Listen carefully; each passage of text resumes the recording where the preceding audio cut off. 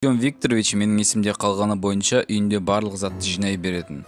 Ол антиквариатты әлемдегі бар нәрседен артық жақсы көретін. Ескі кітаптар, сағаттар, тиындар, бюсттар, шкафтар мен жәшіктерге, сонымен бірге майлы суреттерге әуесқой болатын. Адам портреттерінің барлық түрлерін жақсы көретін. Бұл заттары күн сайын, барған сайын артып бара жатты. Ол әдеттегідей серуенге шығып, жергілікті базарға баруды шешті. Менде ең қорқынышты видеолар тіркеліп көріп кет. Шулы жол ортасымен жүріп, қызықты ештеңе таппастан ол үйге қайтуға дайын болды. Бірақ оның көздерін жалғыз сатушы қызықтырды. Дәлірек айтсам, бұл кісі не сатып жатқаны қызықтырды. Бұл портрет болды. Қыздың портреті. Ол өте шынайы және нақты суреттелген болатын. Тірі әйел оған осы қызықты портреттің арғы жағынан қарап тұрған сияқты болды. Ол 25 жастан асқан көрінеді. Кең маңдай, ауыр көз қарас және портретке қараған адамға қарап тұрғанда ерекше шынайы көздер. Тіке қара шаштары төменге қарай, рамканың астына кеткендей. Бұл портретте оны қызықтырып, өзіне тартып тұрарлықтай нәрсе болды. Оған кез келген ақшаны төлеуге дайын болды. Ол кішкене үрей тудыратындай, тіпті қорқынышты еді. Антикварлық құндылықты талап етпейтіні анық, бірақ әлі күнге дейін оның көзін магнит сияқты тартады. Оны өзі байқамай-ақ Артем Викторович әлгі кісінің жанында портретті қолында ұстап тұрды. Әлгі ер адам портретін беріп ақша сұрамады. Ол жай ғана алғыс айтып, портретке біртүрлі қарап тез кетіп қалды. Ескі коллекционер қолына түсірген портретін ұстап жүріп келе жатып көшеде тағы базарлар тауып алды. Содан кейін оның бұл игілікті тегін алғанын түсініп үйіне қайтты. Портрет тек жатын бөлмесінде жақсы көрінді. Бәрібір басқа қабырғаларда орын болмады.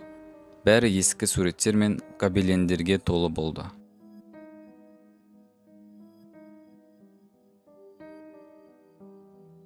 Алтынды жатар алдында төсекте отырды. Ол өзіне біреудің қарап тұрғанын сезінді. Кешке қарай қараңғылықтан суреттерін жақтаулары көрінбеді. Ал ол портретті қабырғаға жақын тұрған адам секілді қабылдады. Бұл суретте тірі бір нәрсе көрінгендей болды. Және қолының орындары өзгерген сияқты. Тоқта, қандай қолдар? Басында қол болмады ғой? Немесе мен ұмытып қалдым ба? Көздерімен басымның шаршаған шығар, деп Артем Викторович ойланып, көрпені жамылып ұйықтап қалды. Келесі күні портрет дәл солай қабырғада ілініп тұрды.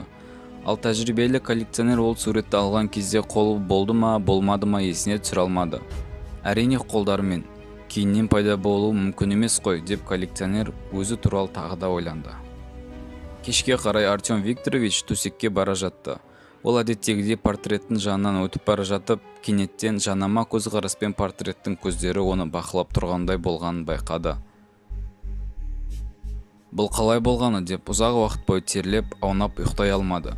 Бұның бәрі оның қартайғандығынан елестеп көрініп жатыр ма деп ойлады. Содан кейін ол тынышталдыратын таблеткалар ішіп терең ұйқыға кетті.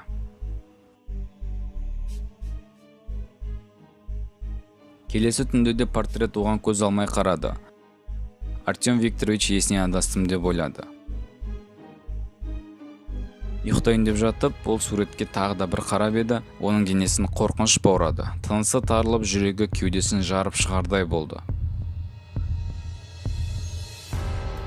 Портреттен енді оған әлгі қарап тұрған қыз емес, қорқынышты күлімсіреп тұрған адамның жүзі еді. Әйтсе де, ол орнынан тұрып, оны шүберекпен жауып немесе еденге қойғысы келді. Ал таңертең оны енді олай қорқытпас үшін оны қоймаға апармақ болды. Коллекционер өзінің есінен адаса бастағанын түсінді. Енді тұра бергенде портреттің қозғалып жатқанын байқады. Қолдары кеудесінде болған қыздың қолдары созылып, картинадан шығып кетті. Қатты қорыққан соншалық сол күйі төсегінен тұра алмай қалды. Ұзын қолдар оған әлі де созылып келе жатты. Олар қатты созылғаны соншалық оның аяқтарына жетті. Қолдары бүткіл бөлмені айналып өтіп дәл оның аяғына бара жатты. жіңішке тырма қолдары оның аяғынан ұстап алды. Ол терең қорқыныш пен өте қатты ауырсынуды сезініп талып қалды. Ал қолдар оны суретке сүйреп алып кетті. Ал ескі коллекционер болса қорқынышты портреттің қараңғылығында жоғалды.